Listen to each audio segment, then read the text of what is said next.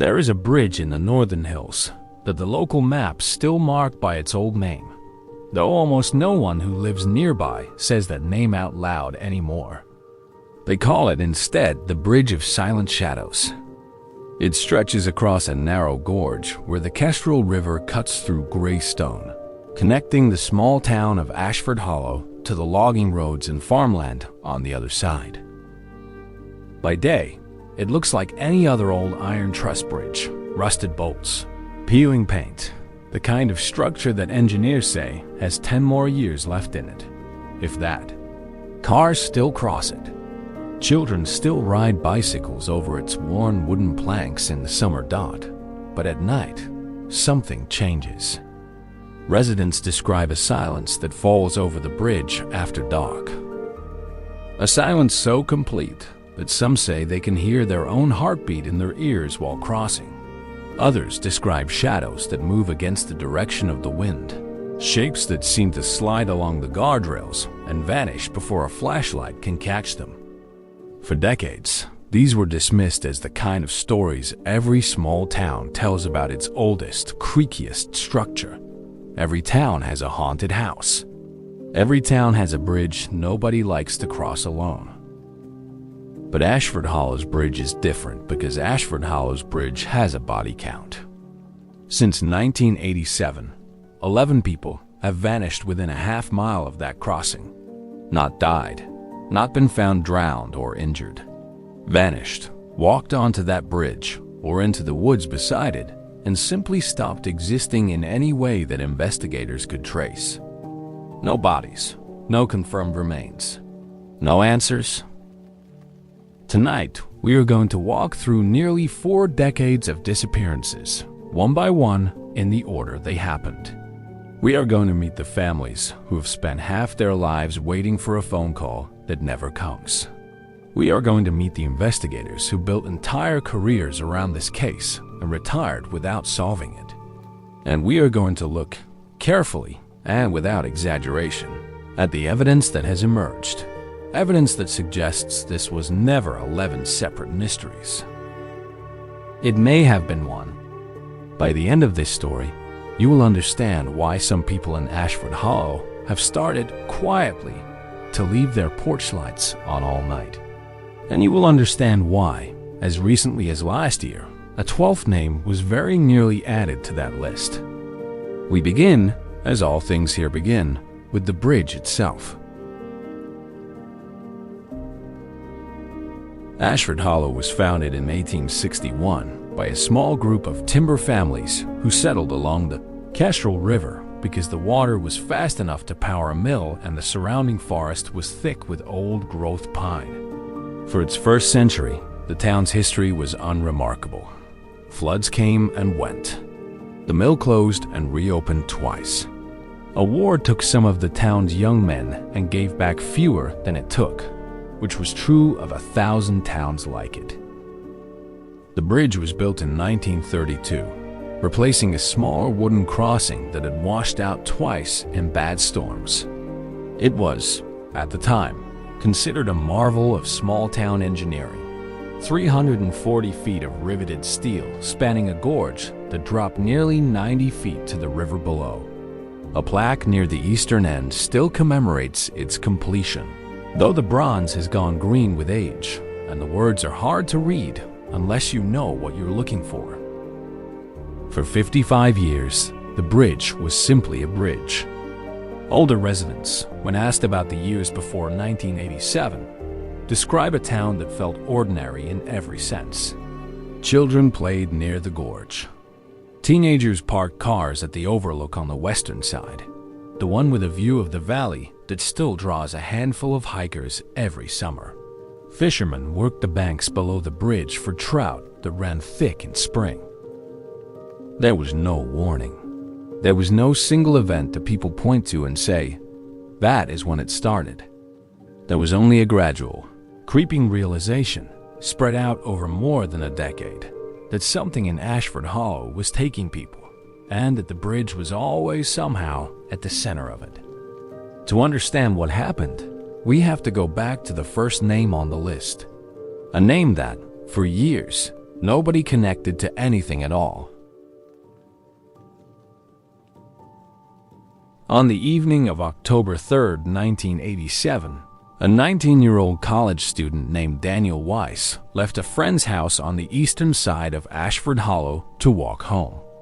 It was a route he had taken dozens of times before, across the bridge, then a short walk along the county road to his family's farmhouse. His mother later told investigators that she expected him home by 10. When 11 o'clock passed with no sign of him, she assumed he had stayed the night at his friend's house, as he sometimes did. It wasn't until the next morning, when she called to check, that she learned Daniel had left on foot the night before and had never arrived.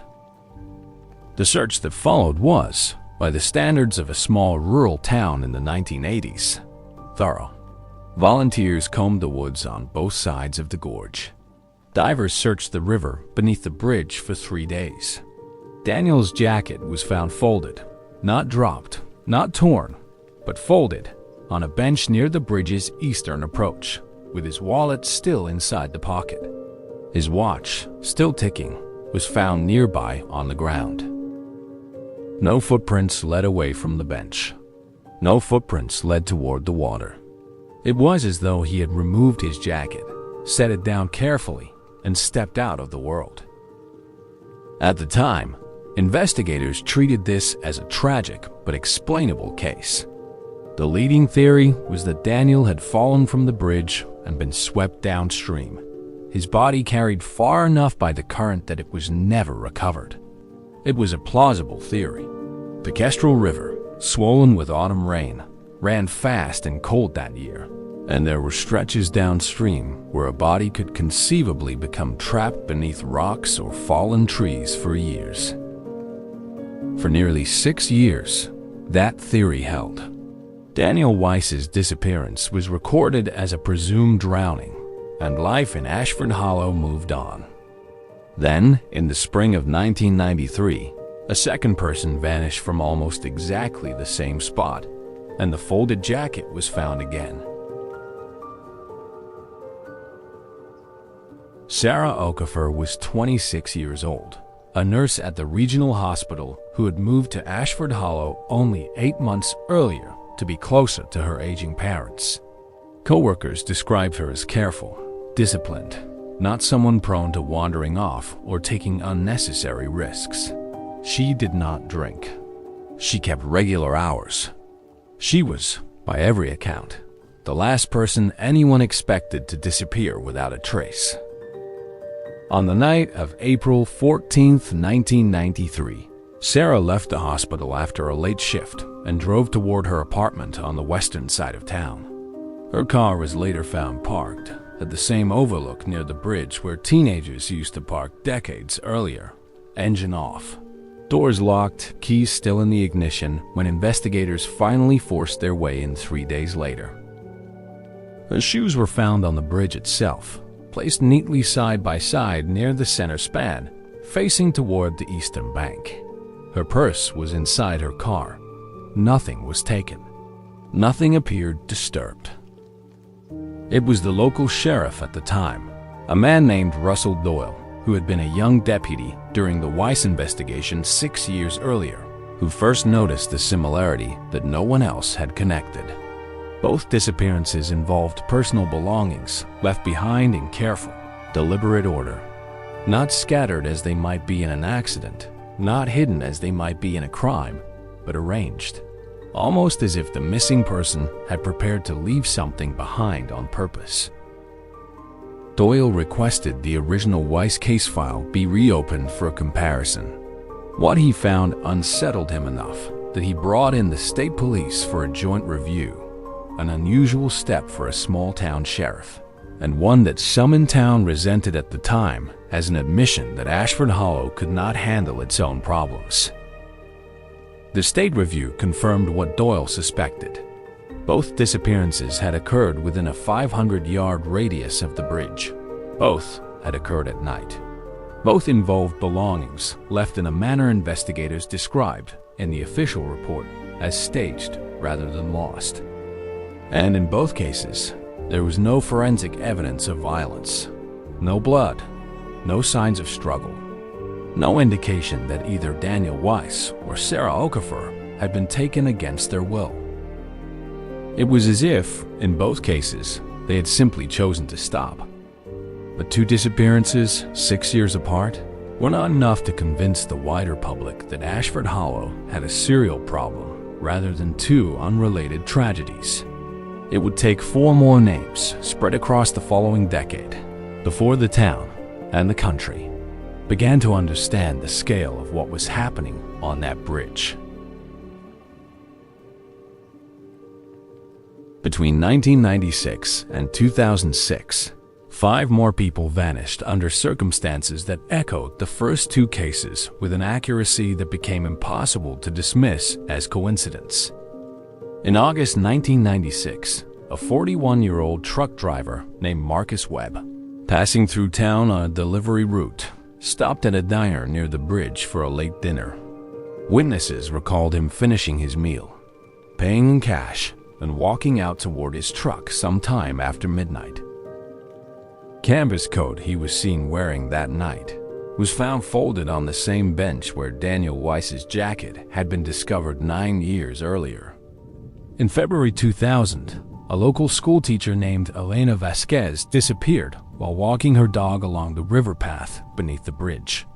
The dog was found tied, calmly, to a fence post near the trailhead, its leash looped in a neat, deliberate knot. Elena's gloves were found nearby, placed one inside the other. In November 2002, a retired mill worker named Harold Finch, 73 years old, walked out of his home late one evening after telling his wife he wanted some air. He was last seen on a security camera outside the general store, walking calmly in the direction of the bridge. His cane, which he needed for a knee injury and rarely left behind, was found leaning neatly against the bridge's eastern railing. In June 2004, a 19-year-old hiker named Priya Anand, visiting the area with friends, separated from her group near the overlook to take photographs of the sunset. Her friends said she was gone less than 15 minutes before they realized she hadn't returned. Her camera was found on the overlook wall, positioned upright, as though someone had set it there deliberately rather than dropped it. And in September 2006, a 34-year-old volunteer firefighter named Thomas Reyes, a man who had, ironically, taken part in the search for Priya Anand 2 years earlier, vanished while walking home from a late shift at the station. His radio, still functioning, was found on the bridge's center span, its volume turned down low but not off, as if he had wanted it heard rather than silenced. 6 names, nearly 20 years, all within the same half-mile stretch of road and river, all involving personal items left behind in a manner that investigators across 3 different agencies and 2 decades independently described using the same word, *deliberate*. By 2006, this was no longer a story that Ashford Hollow could keep to itself. The disappearance of Thomas Reyes, a local firefighter, well-liked with a wife and 2 young children, was the case that finally pulled outside attention to Ashford Hollow.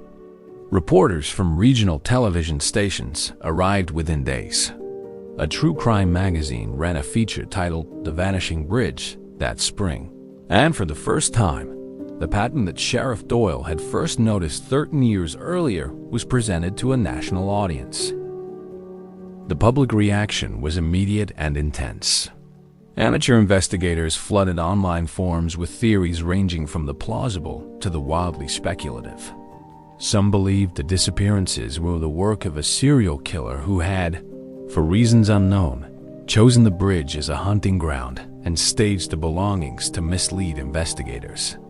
Others pointed to the geography of the gorge itself, suggesting some combination of unstable ground, hidden currents, or even carbon monoxide pooling from an old mining shaft beneath the hillside, a natural explanation that could account for disorientation and wandering before death. A smaller but vocal group insisted the explanation was something else entirely, that the bridge itself was, in some way that resisted rational explanation, responsible. They pointed to the consistency of the stage belongings, the total absence of remains despite extensive searches, and the fact that every disappearance occurred at night, most within a few hours of midnight. Sheriff Doyle, by then approaching retirement, gave one of his only public interviews on the subject in 2007. He was careful, in that interview, not to endorse any particular theory, but he said something that has been quoted in nearly every piece of media about the case since. He said that in 20 years of law enforcement, he had investigated accidents and he had investigated murders, and this did not feel like either one. He said it felt, in his words, like watching someone pack for a trip they never told anyone about. That phrase, packing for a trip, became, for better or worse, one of the defining images of the Ashford Hollow case. It suggested intention. It suggested that whatever was happening to these people, they were not simply victims of violence or misfortune, but participants in something larger than themselves. It was a chilling idea, and it would only become more chilling as the case continued, because the disappearances did not stop with Thomas Ray's. By the time of Thomas Ray's disappearance in 2006, the case had grown too large for local law enforcement to manage alone. A joint task force was formed, combining state police resources with FBI consultation, though jurisdiction remained murky, since no crime had technically been proven. Without evidence of foul play, prosecutors had nothing to charge, and without a body, coroners had nothing to certify. The disappearances existed in a strange legal limbo. Too consistent to be coincidence, too clean to be crime.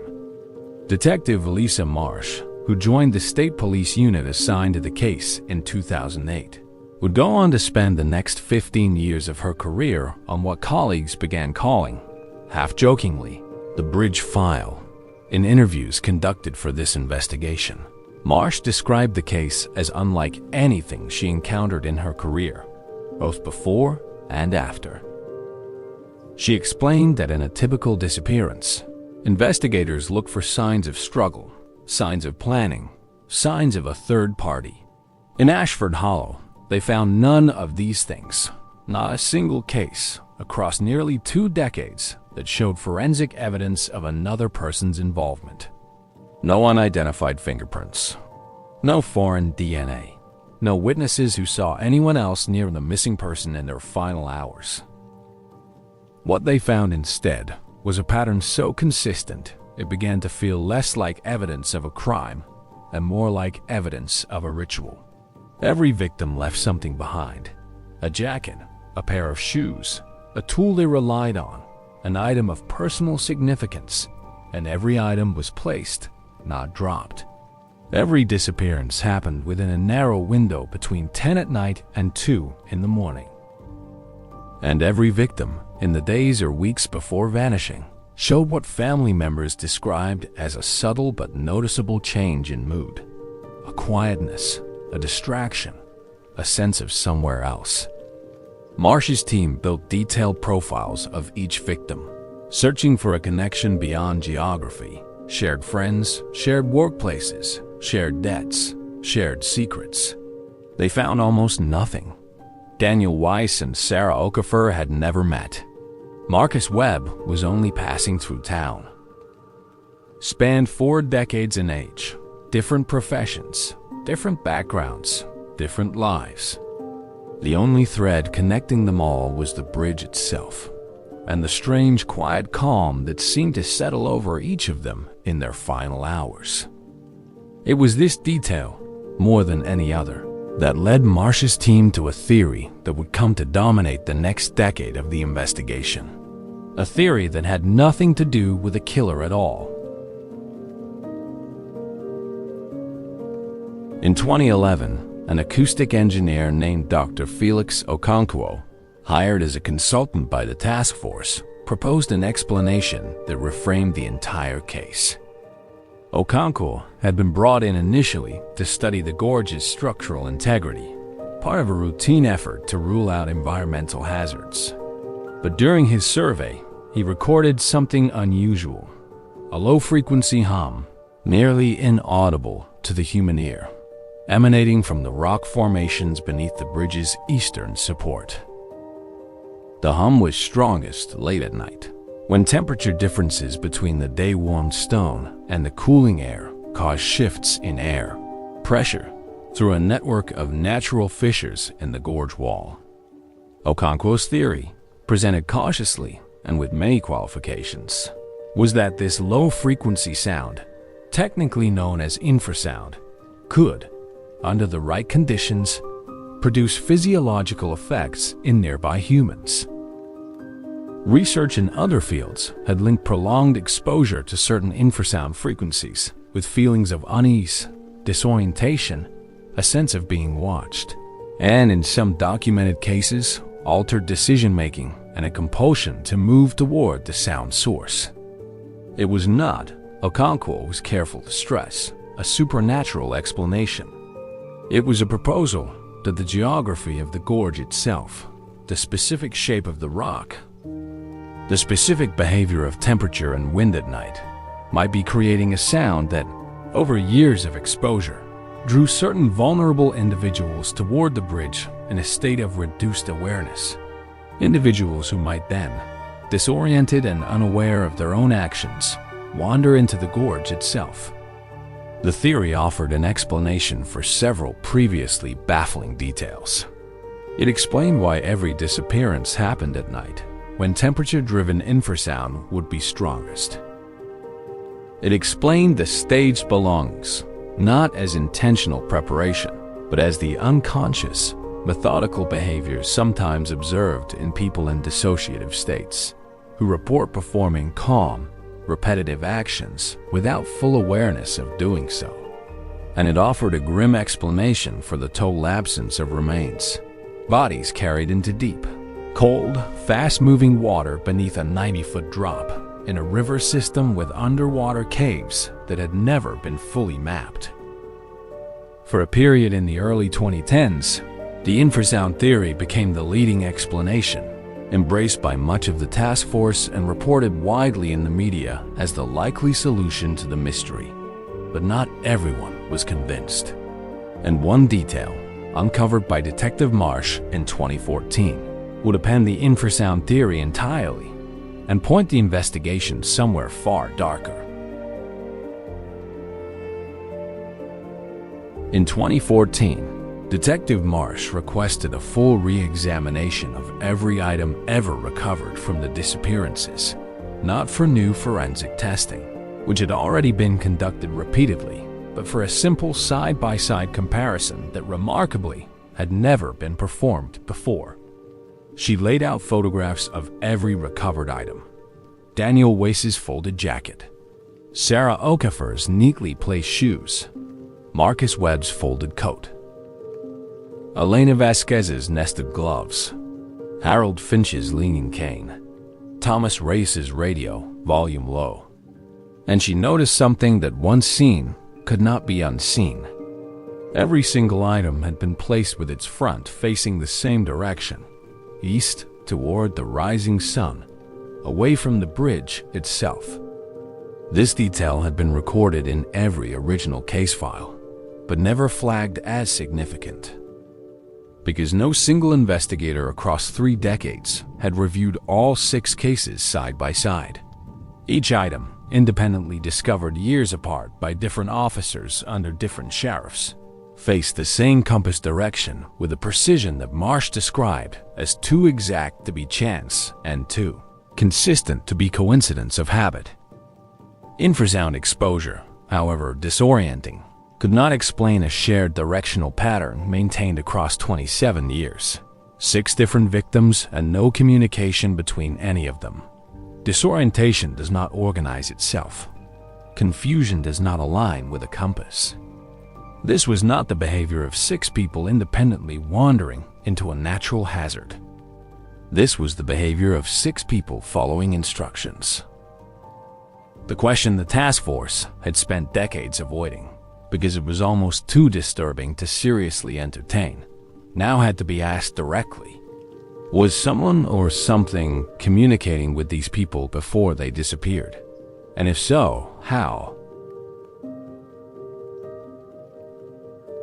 Once Marsh's team began searching specifically for evidence of outside contact rather than accident or environmental cause, they found something that had been sitting in the case files for years, overlooked because no one had been looking for it.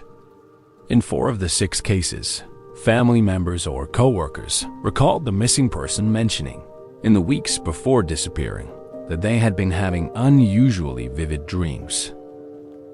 Daniel, Weiss's mother, recalled her son describing a recurring dream about a voice calling from the water that he found strange but not frightening. Sarah Okafor had mentioned to a coworker, only days before she vanished, that she kept dreaming about someone waiting for her on the bridge, a detail she found amusing rather than alarming at the time. Elena Vasquez's sister recalled a phone call in which Elena described a dream so vivid she said it felt more real than being awake. Thomas Ray's wife recalled her husband waking in the night, more than once, saying only, "I heard it again," before falling back asleep without further explanation. None of these accounts had been treated as significant at the time they were given.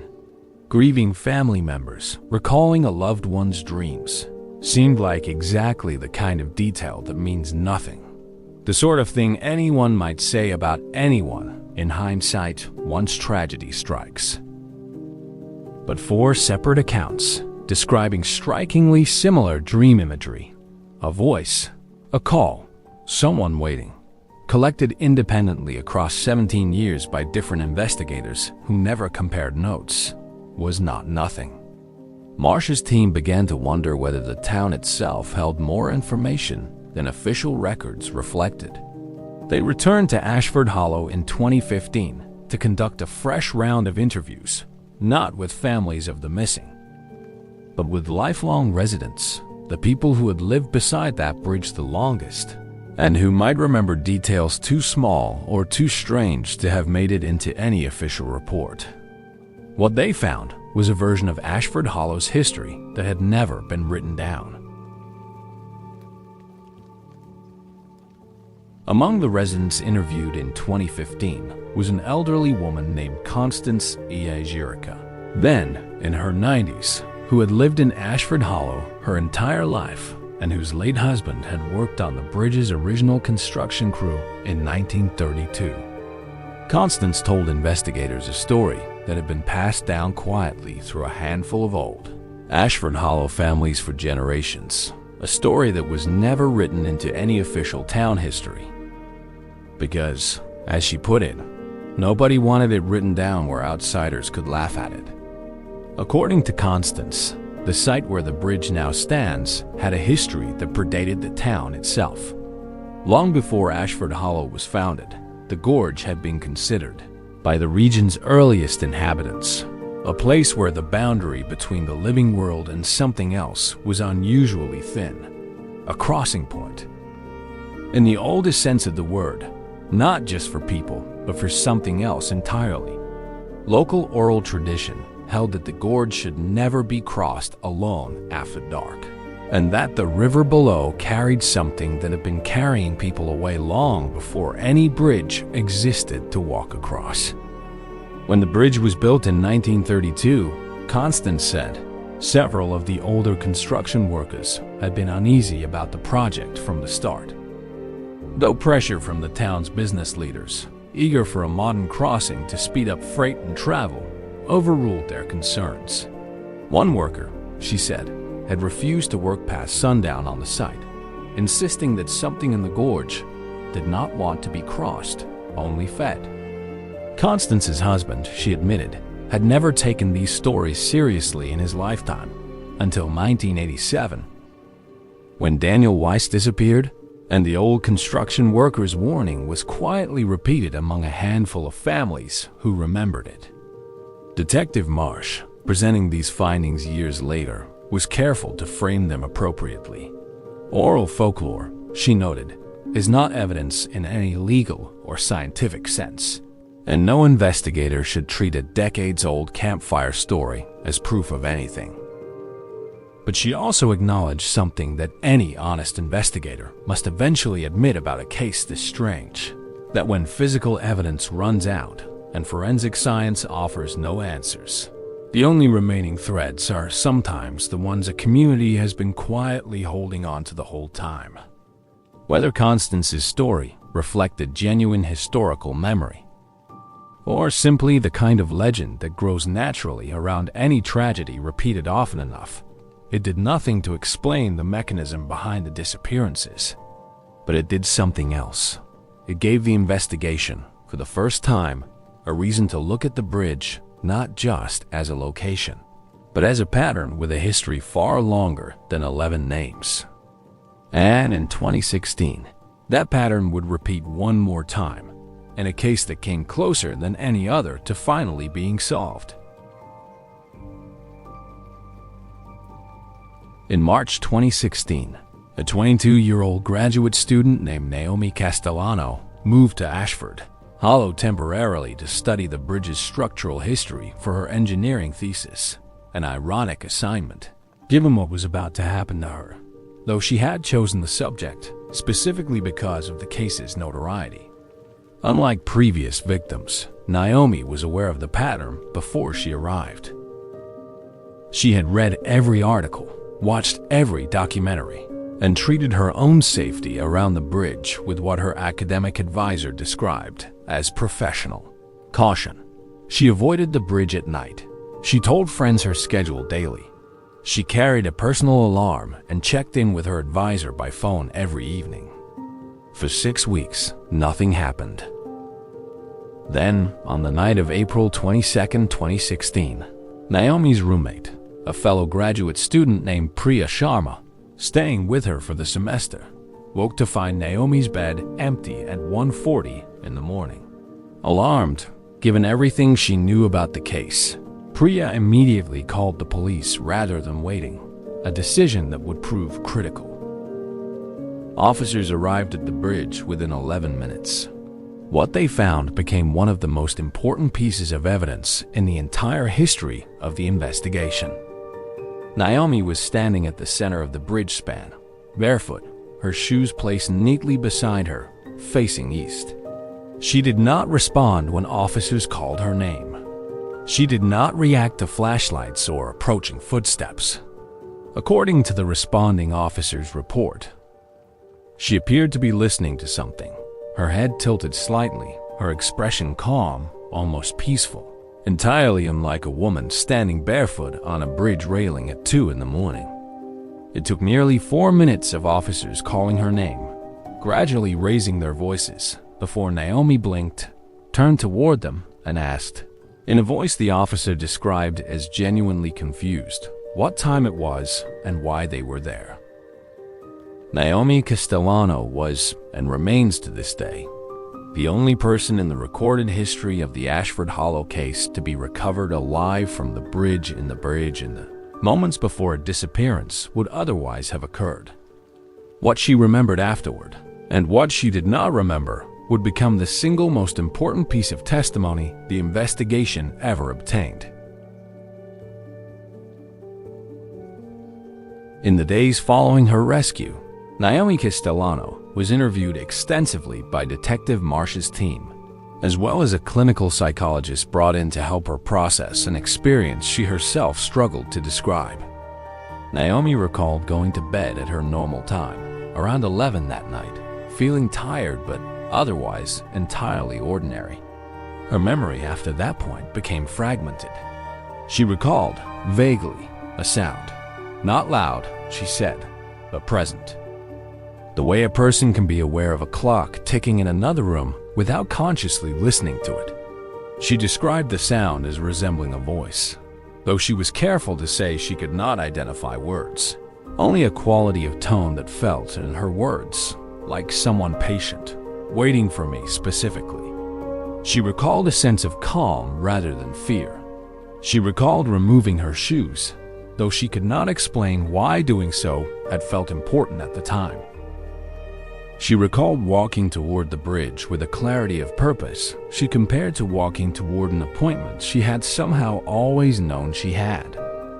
She recalled almost nothing of the bridge itself or of standing at its center until the moment the officers' voices reached her, and she described that moment not as being woken up, but as being interrupted, as though she had been in the middle of something and had not yet finished it. When asked directly what she believed she had been about to do, Naomi Castellano gave an answer that Detective Marsh later said she would never forget. She said she didn't feel like she had been about to jump or fall or hurt herself in any way she could name. She said she felt like she had been about to leave, the way a person leaves for a long trip they've been looking forward to, not the way a person disappears in tragedy. She said the last thought she remembered having, before the officers' voices broke through, was a simple, calm certainty. It's time now. This account, more than any physical evidence gathered in 29 years, gave investigators their clearest possible window into what the previous 11 victims may have experienced in their final moments, and it raised a question far more troubling than any theory of murder or accident ever had. If Naomi Castellano had been about to leave rather than die, then where or what had she been about to go to? Naomi's rescue transformed the case from a cold mystery into an active, urgent investigation, because for the first time, authorities had proof that whatever drew people to the bridge did not act instantly. It built gradually, over hours, in a way that, theoretically, could be interrupted, if caught in time. Detective Marsh's team, working with sleep researchers and psychologists in addition to Dr. Okonkwo's acoustic data, spent the next several years attempting to identify exactly what Naomi had experienced and why she, unlike 11 others, had been stopped in time. The infrasound theory was revisited, this time with more rigorous testing. Okonkwo's original recordings were expanded with new equipment capable of measuring frequencies below the threshold of earlier instruments. The results confirmed the original hum was real and measurable, strongest between midnight and 2 in the morning, consistent with every recorded disappearance time. But researchers were divided on whether infrasound alone could produce an experience as specific and narrative as the one Naomi described, a perceived voice, a sense of being personally addressed, a feeling of purpose rather than confusion. A parallel theory, championed by the psychologist who worked with Naomi, suggested a form of sleepwalking adjacent dissociative episode, potentially triggered or worsened by the infrasound, but shaped by each individual's own subconscious mind, meaning the voice each victim believed they heard may not have been external at all, but an internally generated experience common to certain rare parasomnia disorders, amplified by suggestion and years of local folklore about the bridge. Neither theory could fully explain the shared directional detail Marsh had discovered in 2014, the consistent eastward placement of belongings across 30 years and 6 victims who had never met. Dissociative episodes, however similar in cause, do not typically produce identical, precise behavioral details across unconnected individuals over decades. It was this unresolved contradiction, a phenomenon that looked partly physiological, partly psychological, and partly, disturbingly, coordinated, that led to the investigation's next chapter and its most controversial theory yet. In 2018, a profiler brought in from outside the original task force proposed a theory that the investigation had, until then, actively avoided, not because it lacked merit, but because it was, in some ways, more disturbing than any environmental or supernatural explanation. The profiler, whose name has been withheld at her request in the years since, suggested that the consistency across all 11 cases the eastward-facing belongings, the calm demeanor, the specific timing window, the reports of a voice or call was too precise to be produced by geology or psychology alone, and might instead reflect the influence of a person operating quietly within or near Ashford Hollow for over 3 decades, who understood the bridge's reputation and had learned, whether through study or coincidence, to exploit it. Under this theory, the voice reported by victims was not literal, but the result of a slow, patient process of psychological influence, suggestion planted over weeks or months, through means unknown, that primed vulnerable individuals to associate the bridge with calm, purpose, and release. The staged belongings under this theory were not unconscious ritual, but a signature, a deliberate, controlled detail left behind by someone who wanted the pattern to be recognized, eventually, by someone paying close enough attention. This theory required a person or a very small number of people with detailed, ongoing knowledge of Ashford Hollow present in the town or its immediate vicinity across at least 3 decades, with some plausible reason to have contact, however subtle, with all 11 victims despite their wildly different backgrounds. It was, Detective Marsh admitted, an unsettling theory to investigate because it meant looking not outward at strangers passing through town, but inward at the town's own long-term residents, including, potentially, people the investigators themselves had known and worked alongside for years. The search that followed this theory would, in 2019, lead investigators to a name that had been present in some quiet capacity near every single disappearance since 1987. A name that shocked the town far more than any outsider ever could have. The name investigators arrived at in 2019 was Walter Hemsley, then 78 years old, a retired physician who had served as Ashford Hollow's primary doctor from 1975 until his retirement in 2009, and who had, in that capacity, treated or known personally nearly every resident of the town for more than 3 decades.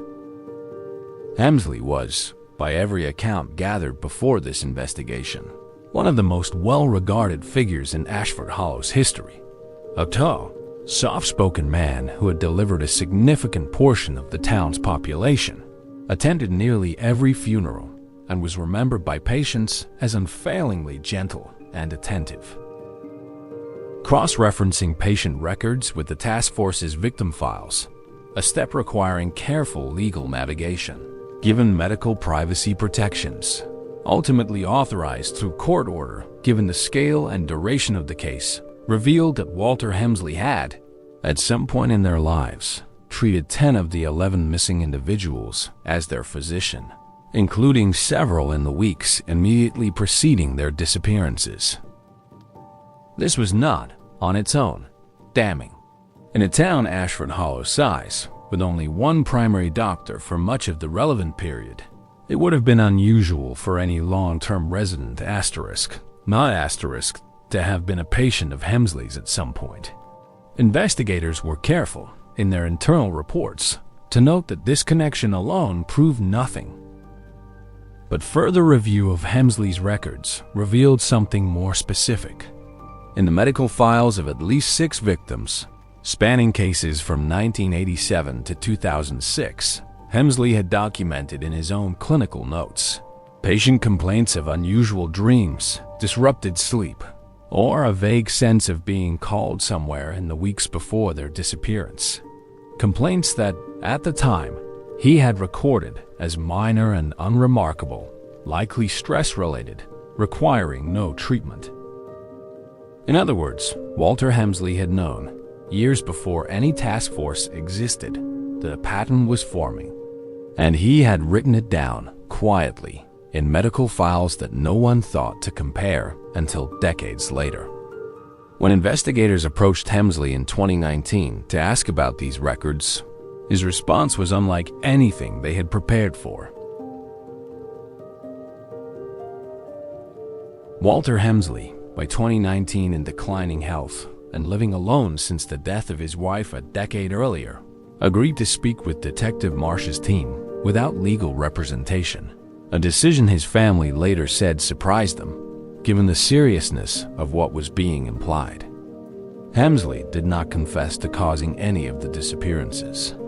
He maintained, consistently and without wavering across multiple interviews, that he had never harmed a single patient and investigators. Despite years of searching, we're never able to produce forensic or physical evidence connecting him directly to any of the 11 vanishings. No trace evidence, no witness placing him at the bridge during any disappearance, nothing beyond the documentary pattern in his own clinical notes. What Hemsley did admit, quietly, and with what several investigators described as genuine long-carried grief, was that he had noticed a pattern of sleep disturbances and calling dreams among his patients as early as the mid-1990s following the second disappearance, and that he had, over the following years, come to believe, privately, without ever sharing this belief with authorities, that certain individuals in Ashford Hollow were, in his words, more permeable to whatever the bridge represented, and that this permeability could sometimes be detected in advance through the pattern of dreams and unease his patients described to him.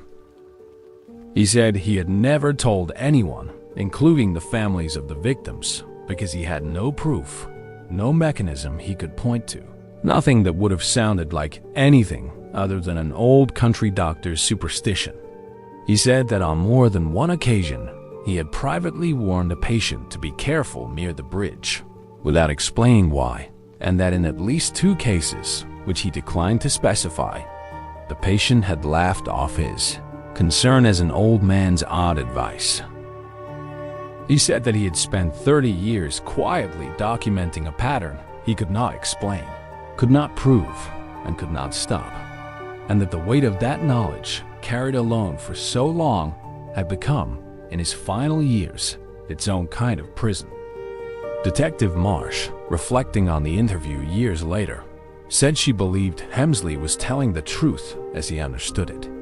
She did not believe he was a murderer in any conventional sense. But she also could not fully explain why a man with no forensic connection to any disappearance had spent 30 years, silently tracking a phenomenon that, according to every subsequent theory, he had no rational way of predicting, unless his understanding of who was vulnerable and why was more precise than simple guesswork could explain.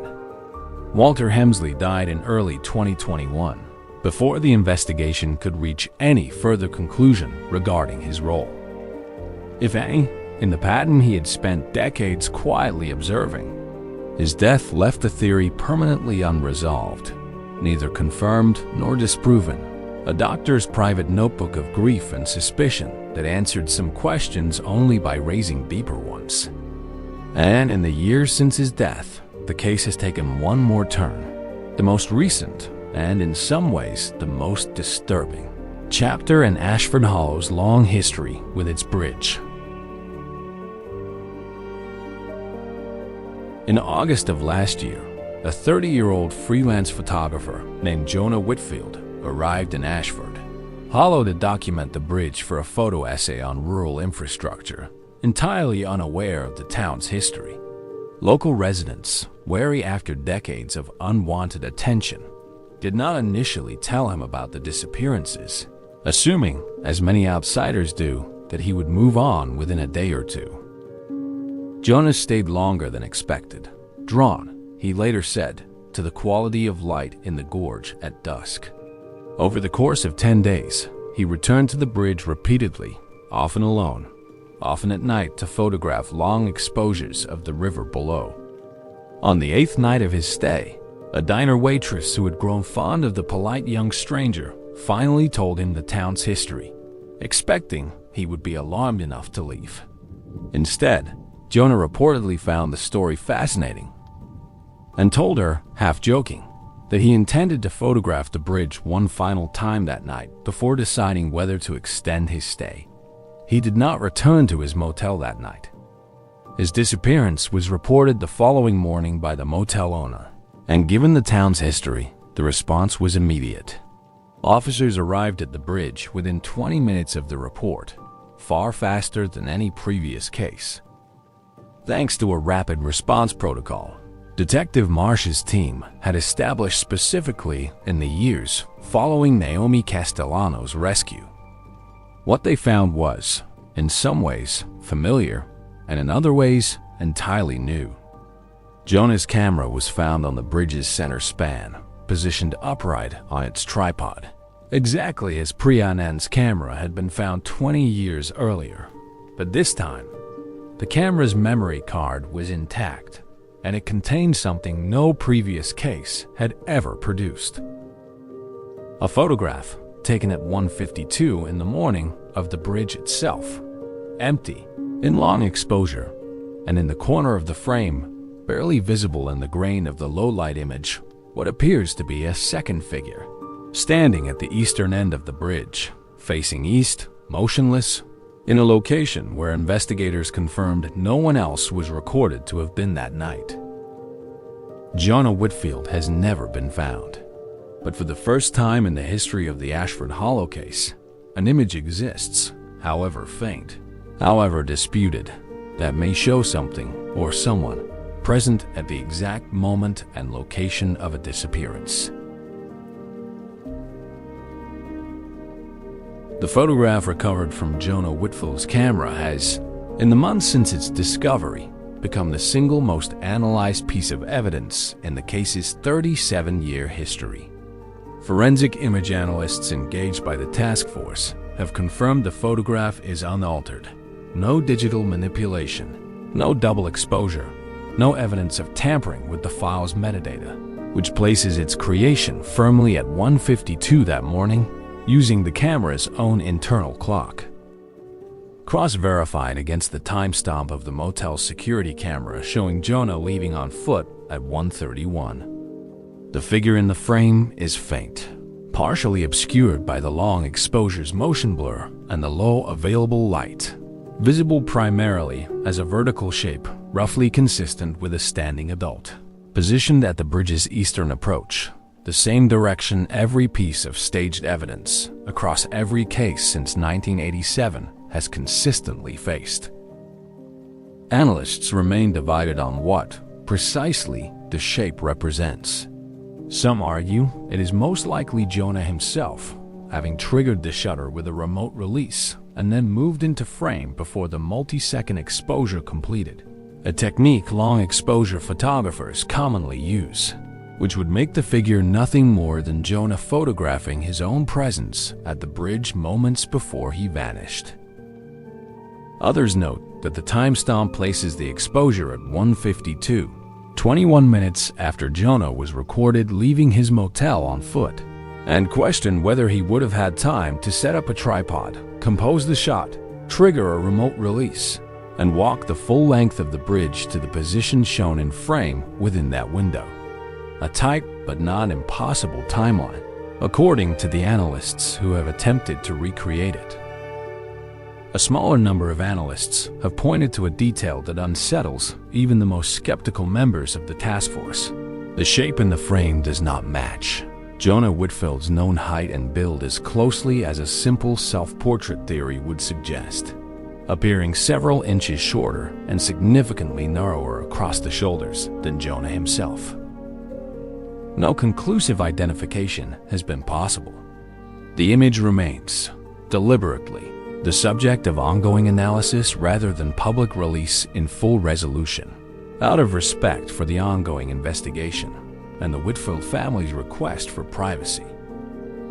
What is certain is this: for the first time in nearly 40 years, the Ashford Hollow case has produced a piece of physical evidence that does not fit neatly into any of the theories proposed before it. Not infrasound alone, not dissociative episode alone, not a human coordinator alone. It suggests instead that whatever has been happening at that bridge since 1987 may not be reducible to any single explanation at all.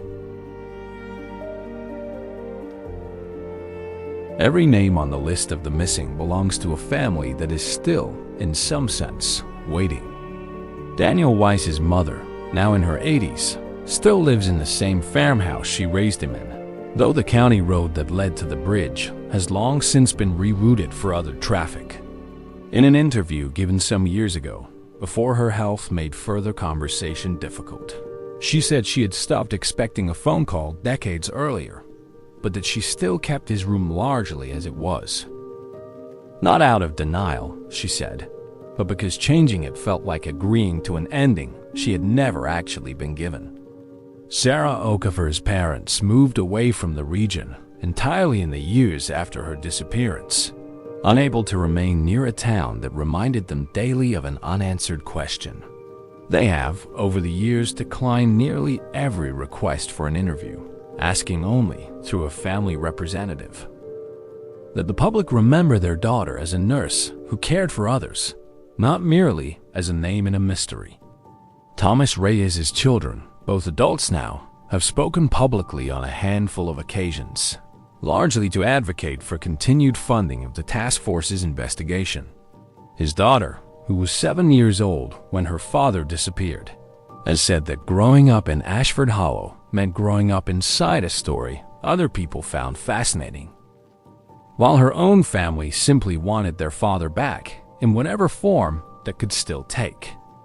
Jonah Whitfield's family, the most recently affected, have asked the public for patience and privacy as the investigation into the photograph from his camera continues. In a brief statement released through their attorney, they said only that they remain hopeful and that they trust the task force to pursue every possible lead, however slow the process may be. What unites these families across nearly 4 decades and radically different circumstances is a particular kind of unresolved mourning that grief counselors who have worked with the group describe as uniquely difficult, a grief without confirmation, held in a kind of permanent suspension. Neither the finality of death nor the manageable hope of a case with a clear trail to follow. Several of these families have, in recent years, formed an informal support network among themselves, meeting periodically to share updates from the investigation and simply to be in the company of others who understand a specific kind of waiting that few people outside Ashford Hollow can fully grasp. It is, several members have said, the only place they have found where they do not have to explain why they still hope, after all this time, for an answer that logic tells them may never come. As of this year, the Ashford Hollow case remains formally open, one of the longest continuously active missing persons investigations in the region's history. Detective Marsh, now approaching her own retirement after 16 years on the case, has said in recent interviews that she does not expect to see it resolved in her career, though she remains hopeful that advances in forensic technology, or simply the passage of time and new information, may eventually provide answers that decades of dedicated investigation have not. The town of Ashford Hollow itself has changed in response to its history in ways both practical and symbolic.